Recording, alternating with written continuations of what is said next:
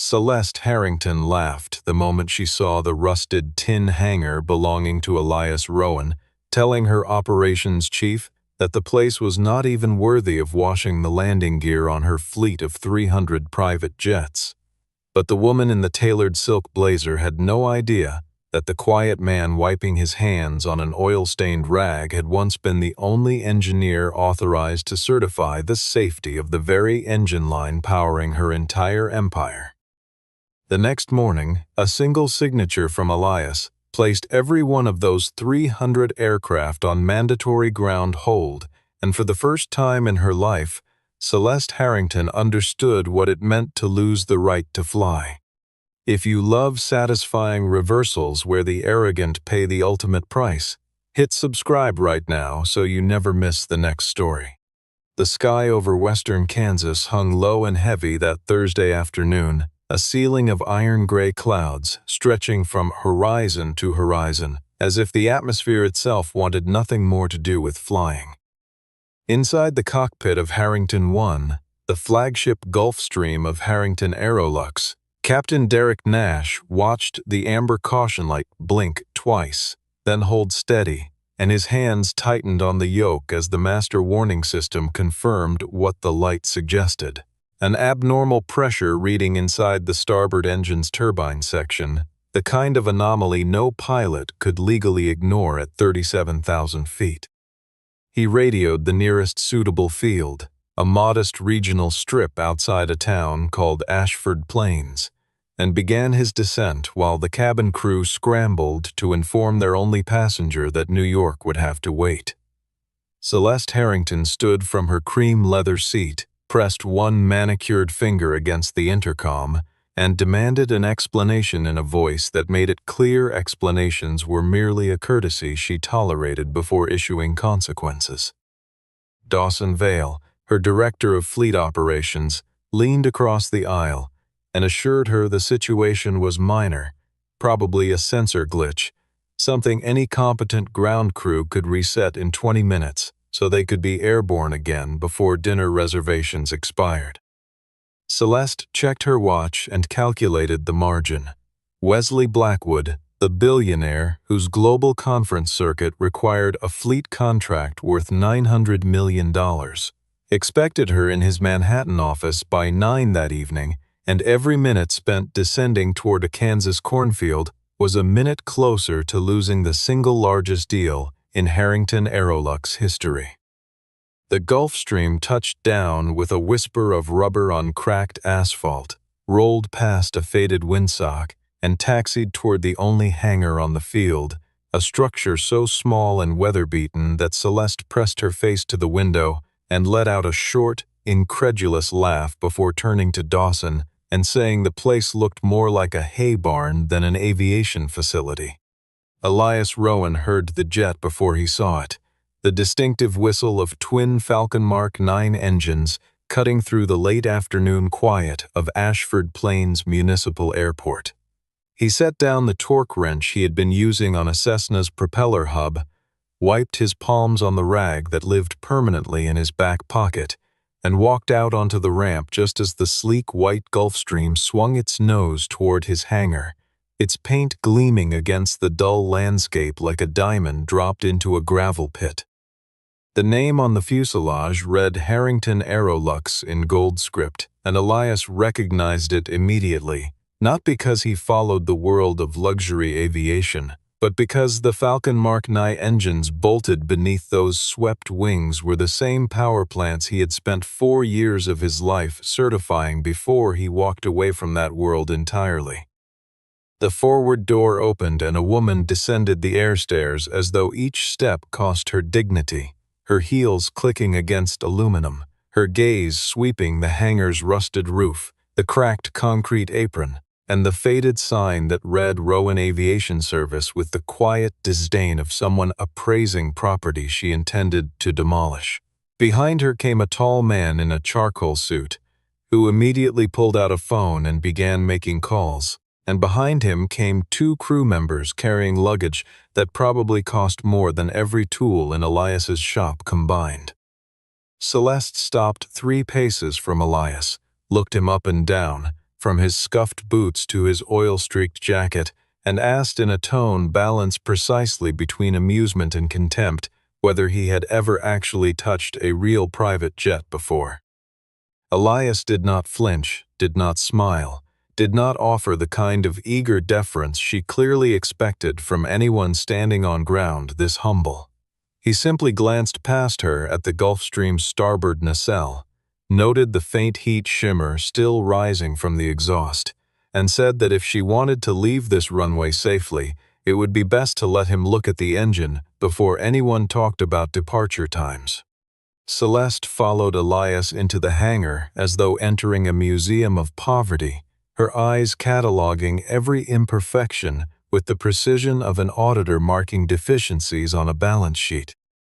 She noted the steel shelving units bolted to the walls, their surfaces cluttered with gaskets, filters, and labeled bins of hardware that looked like they had been organized by someone who cared deeply about function and not at all about appearance. And she noted the concrete floor with its network of old cracks filled with black sealant, and the two small propeller aircraft parked in the far bay with their cowlings removed like patients mid-surgery, and she turned to Dawson with a thin smile and said the entire hangar was smaller than the changing suite aboard her personal jet. Dawson laughed on cue, the practiced laugh of a man whose career depended on finding his boss amusing, and then he approached Elias with the brisk authority of someone accustomed to making problems disappear before they reached the executive floor. He told Elias the situation was simple. The master warning had flagged a pressure anomaly, almost certainly a sensor fault, and all they needed was for Elias to clear the caution message from the maintenance computer and sign a temporary airworthiness release, so the aircraft could continue to New York.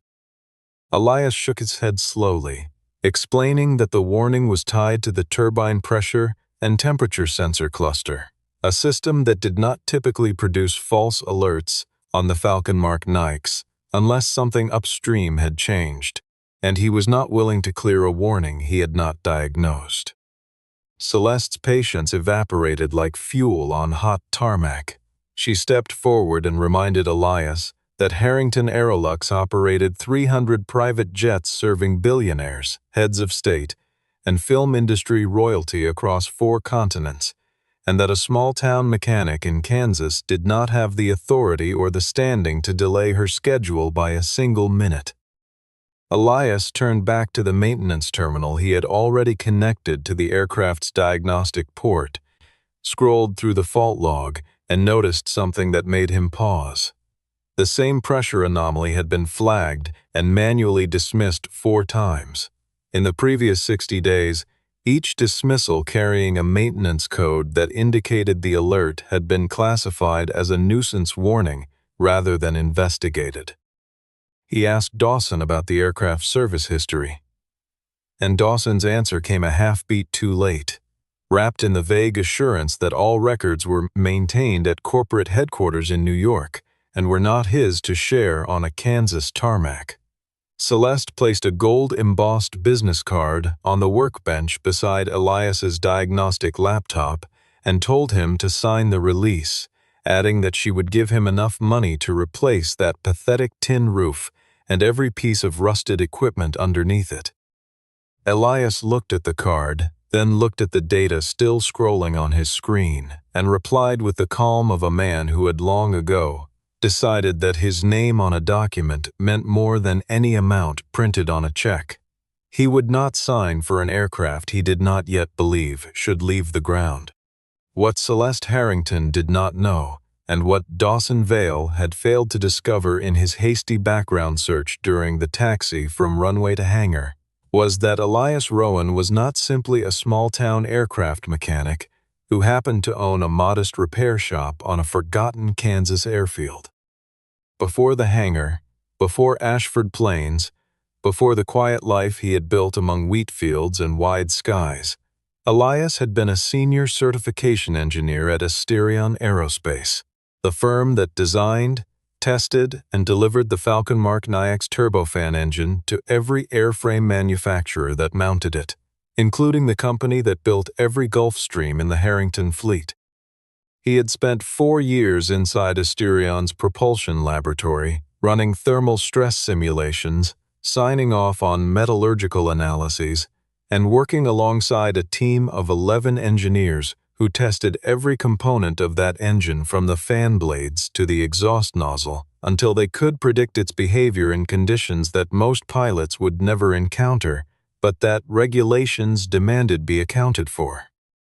When the certification process concluded, it was Elias's name that appeared on the final safety authorization document, the signature that told the world the Falcon Mark 9 was fit to carry human lives at altitude, a credential that regulatory bodies, insurance underwriters, and engine manufacturers still recognized as the gold standard for that generation of power plant, a credential that could not be transferred, delegated, or revoked by anyone outside the certification authority itself.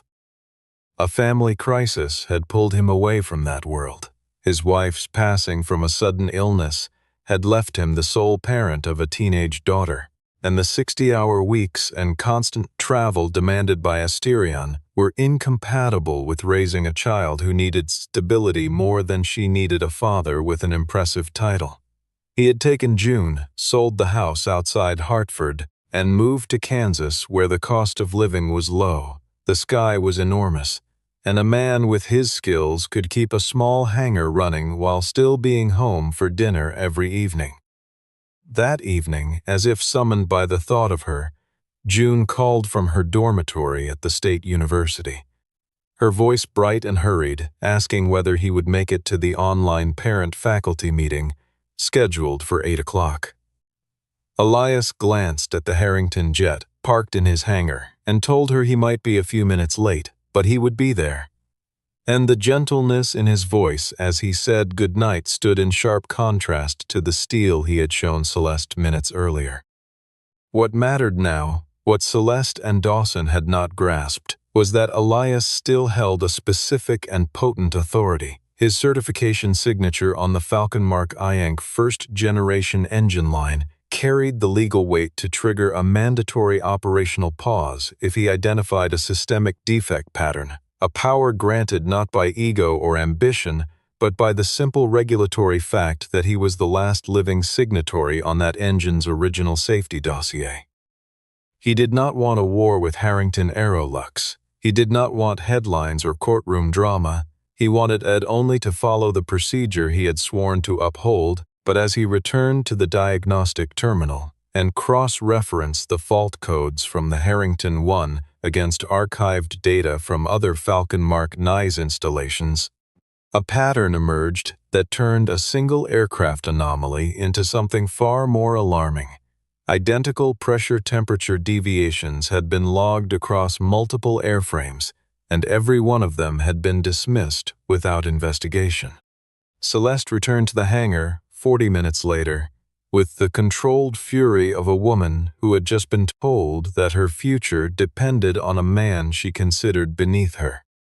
Her phone call with Wesley Blackwood had not gone well. The billionaire had reminded her, in the polite but unmistakable language of someone accustomed to being courted rather than kept waiting, that if she was not seated across from him in his Manhattan penthouse office by midnight, his legal team would begin preliminary discussions with a competing charter company whose fleet had never been grounded by a sensor warning on a Kansas prairie. She walked straight to Elias's workbench, planted both hands on its scarred surface, and told him in a voice stripped of all pretense that he would sign the airworthiness release immediately or face consequences that would make his little tin roof operation disappear from the aviation registry before sunrise. Dawson appeared beside her carrying a document he had clearly prepared during the interval, a pre-drafted maintenance release that required only Elias's signature to certify that the flagged anomaly posed no threat to flight safety, and as Elias took the paper and read it under the fluorescent lights of his shop, he recognized immediately what it was. A liability transfer disguised as a routine sign-off, a document engineered so that if anything went wrong after departure, every ounce of legal responsibility would fall on the shoulders of a single mechanic in Ashford Plains, Kansas, while Harrington Aerolux and its executives walked away clean. Elias set the document down on the bench but did not pick up the pen. He looked at Celeste with an expression that held neither anger nor fear, only the weary certainty of a man who had seen this exact play before, and he said something that made the color drain from Dawson's face. She did not need his signature because he was poor or insignificant. She needed it because out there, scattered across airports on both coasts and everywhere in between, 300 jets were carrying the same flaw, and his name was the only name that could make that fact official. Celeste froze. Her retort caught somewhere between reflex and comprehension, and in the silence Dawson moved quickly,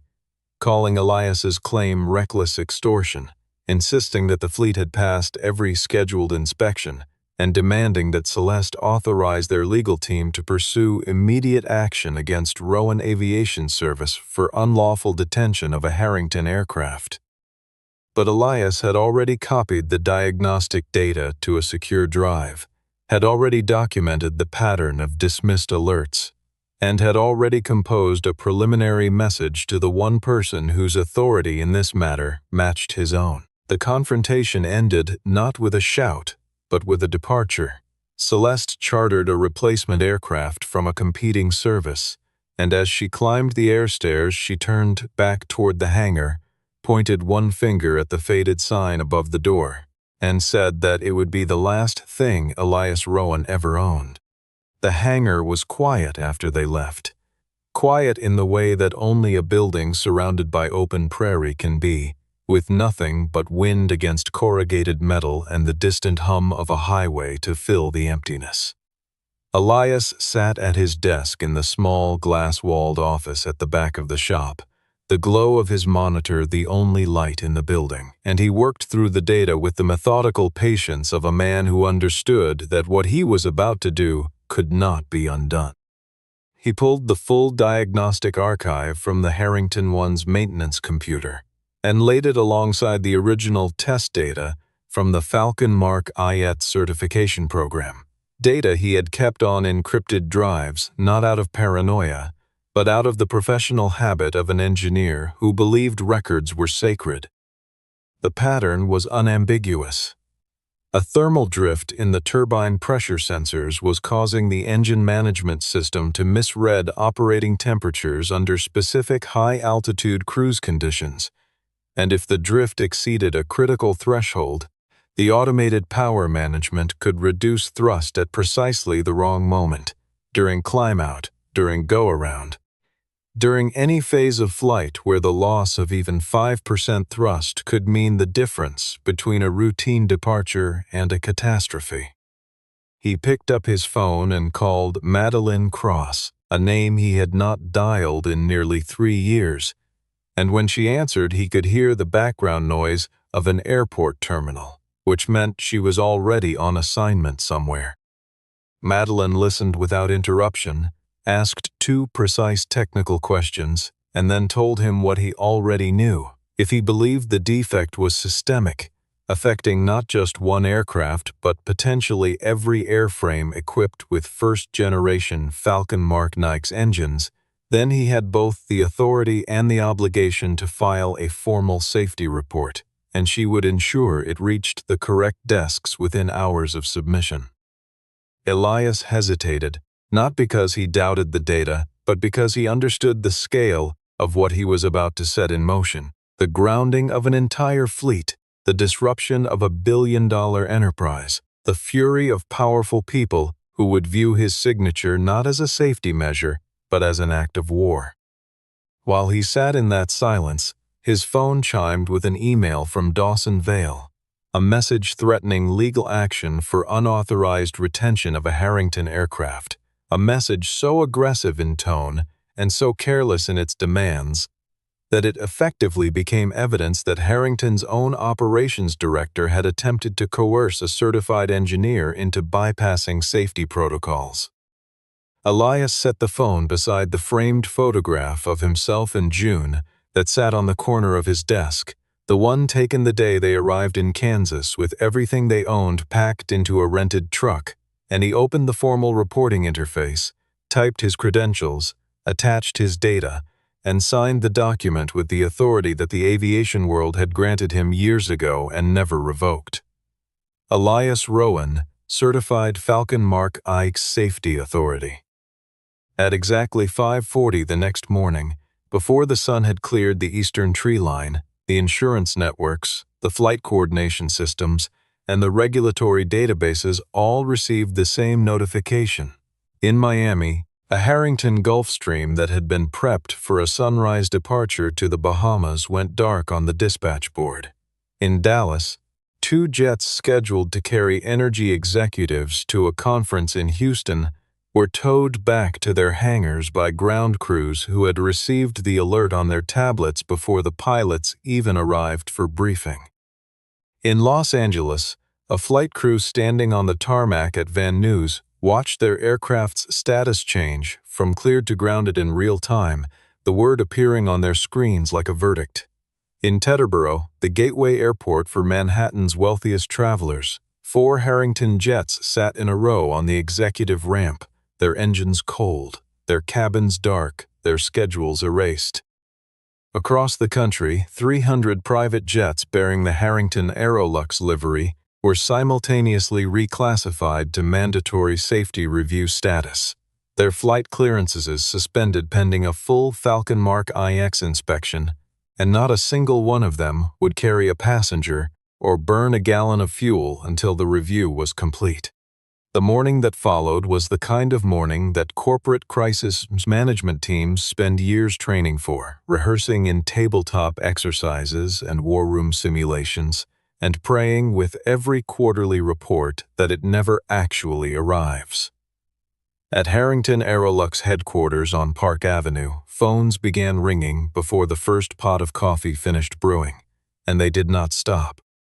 VIP clients who had booked flights for that day discovered that their aircraft were unavailable, their itineraries voided, their assumptions about the reliability of the Harrington name shattered by a terse automated message, informing them that their scheduled departure had been suspended pending a safety review. Charter brokers who served as intermediaries between Harrington and its wealthiest customers called the operations center in waves, each call angrier than the last, each demanding answers that nobody on the floor was authorized to give. Aviation trade journalists, tipped off by sources at regional airports who had noticed an unusual number of Harrington jets sitting idle on ramps, began filing inquiries with the company's communications office, and within 2 hours the phrase "Harrington Fleet Grounded" was circulating through industry channels with the velocity of genuine scandal. Celeste was already in New York, already dressed for the meeting she had rescheduled with Wesley Blackwood to that morning,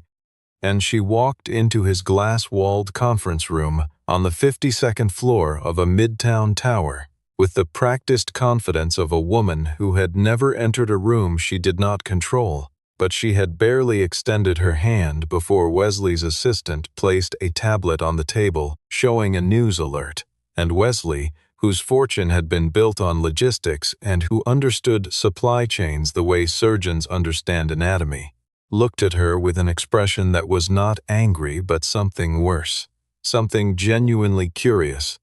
and asked whether a single man operating out of a small hangar had just accomplished what her entire board of directors could not.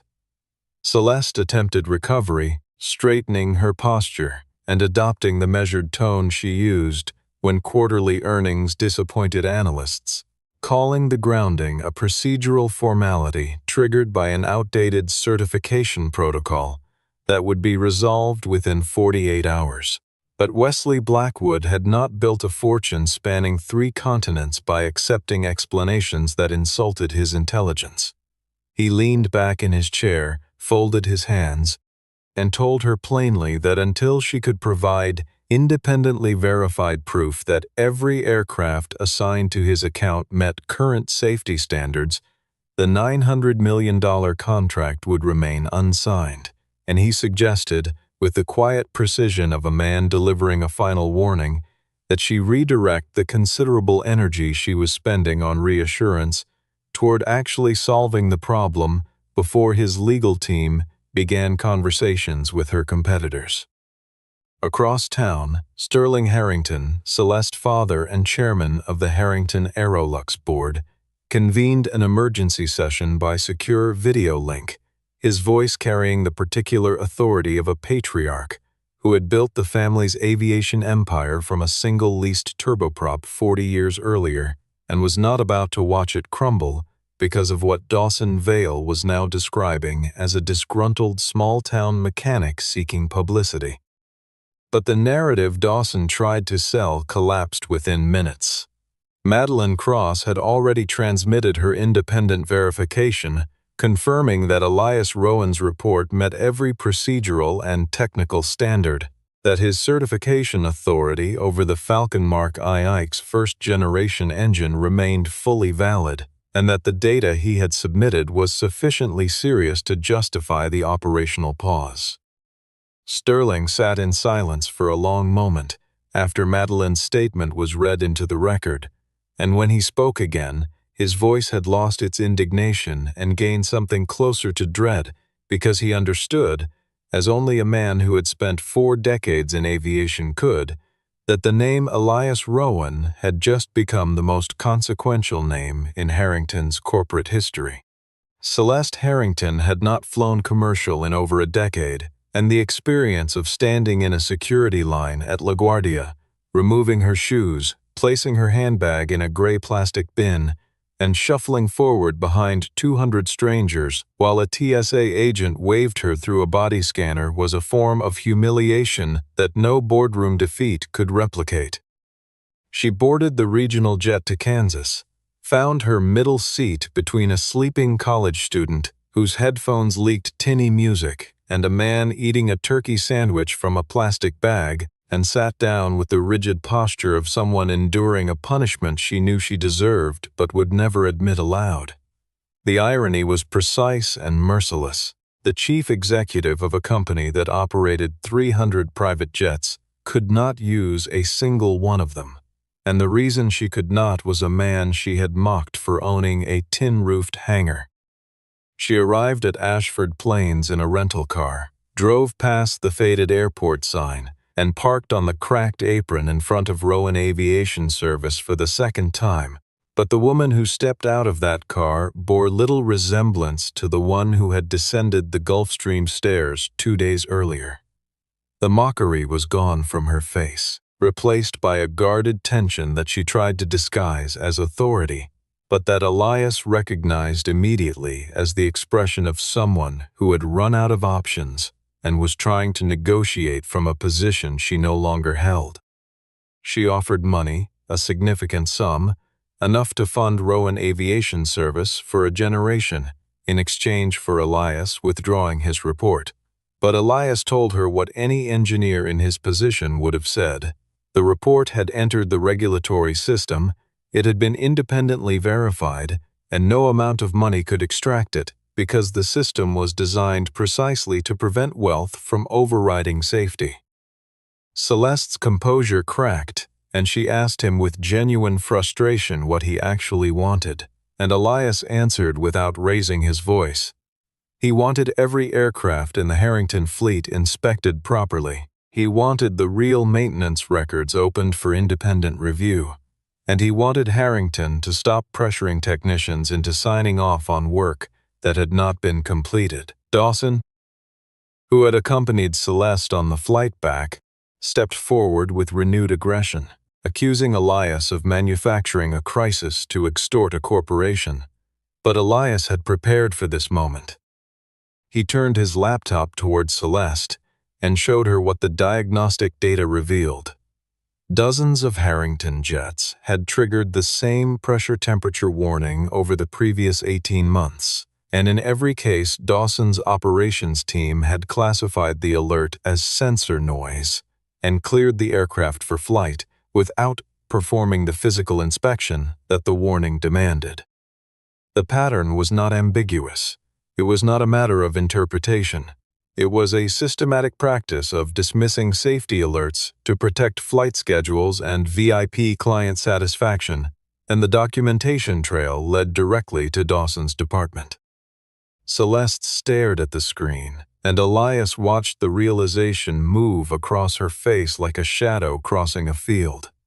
She had not only been stopped by an outsider, she had been deceived by her own people, and while her arrogance had created the conditions for the deception to thrive, the deception itself ran deeper than her pride and had roots in the operational culture that Dawson had built beneath her notice. The emergency board meeting convened at 10 the following morning, conducted over an encrypted video link that connected Sterling Harrington in his Connecticut estate, Celeste in the cramped office of a Kansas airport hotel, 4 independent board members in various time zones, and, at Celeste's reluctant invitation, Elias Rowan and Madeline Cross from the workbench of Rowan Aviation Service, the laptop camera framing Elias against a backdrop of tool racks and engine parts that looked almost deliberately humble beside the mahogany bookshelves and oil paintings visible behind Sterling. The patriarch opened the meeting with a proposal that he clearly believed would end the crisis quickly. Harrington Aerolux would purchase Rowan Aviation Service at a price generous enough to make Elias wealthy for life, and in exchange, Elias would step back from the certification process and allow Harrington's own engineering team to manage the fleet review internally. Elias declined without hesitation, and his refusal was not theatrical or aggressive. He simply stated that the issue was not about his hangar, not about money, and not about personal grievance, but about 300 aircraft that might be flying with maintenance records that had been manipulated to hide a recurring defect, and that allowing the company responsible for the manipulation to oversee its own correction was not a solution but a continuation of the problem.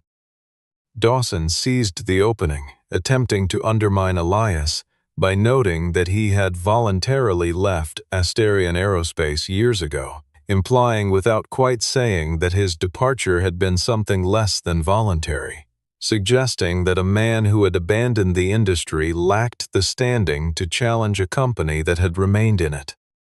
Madeline Cross intervened immediately, her voice carrying the flat authority of someone who had spent 20 years conducting investigations that ended careers, and she confirmed on the record that Elias Rowan's Falcon Mark IX certification credentials remained active, valid, and recognized by every regulatory body and insurance underwriter in the Western Hemisphere.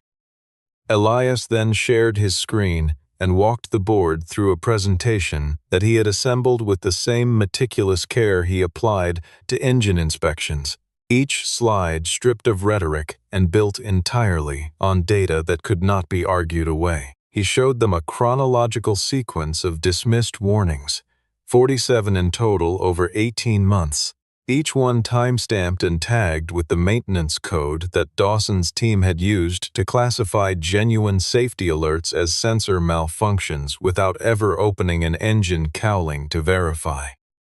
He showed them the scheduled service intervals that had been extended by 30 to 60 days without documentation or engineering justification, intervals that existed for a reason and that Dawson's team had treated as suggestions rather than requirements. He showed them instances where junior technicians' signatures had been applied to sign-offs that exceeded their authorization level, young mechanics who had been told to sign or be replaced, and who had chosen their mortgages over their consciences. And he showed them a list of VIP flights that had departed with incomplete pre-flight inspections because the client's schedule had been deemed more important than the checklist. Flights carrying passengers who had trusted Harrington with their lives and whose trust had been quietly betrayed every time a departure clock overruled an inspection protocol. The boardroom fell silent, the kind of silence that descends when every person in a room simultaneously realizes that the situation is worse than they feared and that denial is no longer an option. Sterling Harrington, whose instinct for self-preservation had been honed by 4 decades of navigating regulatory scrutiny, understood immediately that if the board chose to fight Elias rather than cooperate with him, the consequences would escalate from a temporary grounding to a permanent loss of operating certificates, insurance coverage, and public trust. Elias spoke once more, and what he said shifted the entire emotional register of the meeting. He had not filed the report to destroy Harrington Aerolux. He had filed it because if even one of those 300 jets suffered an in-flight failure, the first people to bear the blame would not be the executives in their corner offices, but the low-level technicians who had been pressured into signing documents they knew were incomplete, the same technicians whose names appeared on those falsified records. Because they had been too afraid of losing their jobs to refuse, and Elias knew exactly what that felt like because he had watched it happen before at another company, to another group of engineers who had been silenced until silence became complicity, and complicity became tragedy, and he had promised himself that, if he ever held the authority to prevent it from happening again, he would use it regardless of the cost. Dawson Vale was suspended from all operational duties before the meeting ended. Celeste, for the first time in the memory of anyone on that call, did not defend one of her own people. In the days that followed the board meeting, the reality of Harrington Aerolux's position became impossible to ignore, and Celeste found herself in the unfamiliar posture of asking for help from someone she had tried to destroy. She came to the hangar without Dawson, without lawyers, without the armor of corporate authority, and she asked Elias a question that contained no threat and no manipulation. Was there a way to restore the fleet without compromising safety? Elias had already considered this, because despite everything that had happened, he was not interested in watching an airline collapse or seeing thousands of employees lose their livelihoods over the failures of a handful of executives. He proposed a 3-phase recovery plan. The first phase would prioritize 60 aircraft with the lowest risk profiles, replacing their faulty sensor clusters and conducting full engine inspections before returning them to service. The second phase would process groups of 40 aircraft at a time through the same protocol, and the third phase would address the remaining jets, including those with the most complex maintenance histories. He made one condition clear. He would not issue a blanket clearance for the entire fleet at once, because a blanket clearance was exactly the kind of shortcut that had created the problem in the first place. Celeste agreed, and she signed an independent oversight agreement granting Rowan Aviation Service full supervisory authority over the entire inspection and recertification process, a document that transformed the relationship between the two parties in a way that neither could have imagined 48 hours earlier. The hangar she had called a tin-roofed hay barn was now the nerve center of a safety operation governing a billion-dollar fleet. Wesley Blackwood, who had been monitoring the situation through his own network of aviation contacts, called Celeste that afternoon and said something that surprised her. He was not canceling the contract negotiations, because a company willing to publicly acknowledge its failures and submit to independent oversight demonstrated a kind of integrity that mattered more to him than the polished image Harrington had always projected. And integrity, he added, was the one thing money could not manufacture. 3 days after the grounding order, Elias signed his second document, not a report that shut down an empire but a clearance certificate that returned the first 12 aircraft to service after they had passed every test he and Madeline's team could devise. And Celeste watched him write his name on that form and understood something she had been too proud to see before. The same hand that had frozen her fleet could also set it free, and the difference between destruction and salvation had never been about power but about whether power was exercised with integrity or without it. 1 week after the grounding that shook the private aviation industry, The small airport at Ashford Plains saw more visitors than it had received in the previous 5 years combined. Aviation trade journalists arrived with camera crews, parked their rental cars on the grass beside the taxiway, and pointed their lenses at the same rusted hangar that Celeste Harrington had once compared to a storage shed. Celeste herself stood before that hangar, not on a stage, not behind a podium, not surrounded by the corporate choreography that typically accompanied Harrington public appearances, but on the cracked concrete apron with the faded Rowan Aviation Service sign visible over her shoulder, and she delivered a statement that her communications team had urged her not to make, and that her father had advised her to soften, but that she delivered in full because she had learned, in the span of 7 days, that softening the truth was precisely the habit that had brought her company to its knees. She acknowledged publicly that Harrington Aerolux had failed to maintain adequate safety oversight of its fleet, that the corporate culture she had fostered had prioritized client schedules and revenue targets over the inspection protocols that existed to protect human lives, and that the systemic deficiency had been identified not by Harrington's own engineering department, not by its board of directors, not by its fleet of corporate lawyers, but by a single independent certification authority operating from a modest facility on a rural Kansas airfield, a facility that she herself had dismissed as beneath her standards, and whose owner she had personally attempted to intimidate into silence. She thanked Rowan Aviation Service by name and stated that its intervention had potentially prevented a catastrophic failure that would have cost lives. Sterling Harrington quietly stepped back from all fleet operations oversight, retaining his board chairmanship in title, but ceding operational authority to a restructured safety division that reported directly to an independent committee. Dawson Vale was placed under formal internal investigation, stripped of his title and all operational authority, barred from any future role involving aircraft certification or maintenance scheduling, and escorted from the building by security personnel who had once opened doors for him. Madeline Cross accepted a formal appointment as independent safety monitor for the duration of the fleet recertification, a role that gave her full access to every maintenance record, every flight log, and every personnel file in Harrington's operations division. And Wesley Blackwood, true to his word, signed the fleet contract, but with an amendment that his lawyers drafted and Celeste's lawyers accepted without negotiation.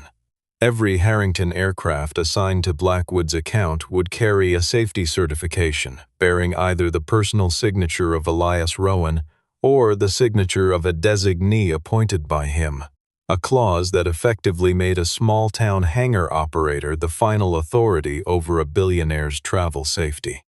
The last camera crew left Ashford Plains on a Friday afternoon, and by evening the airport had returned to its usual stillness, the kind of quiet that most people would call empty, but that Elias Rowan had always considered full of space, full of sky, full of the particular peace that comes from knowing exactly who you are and refusing to become anything else.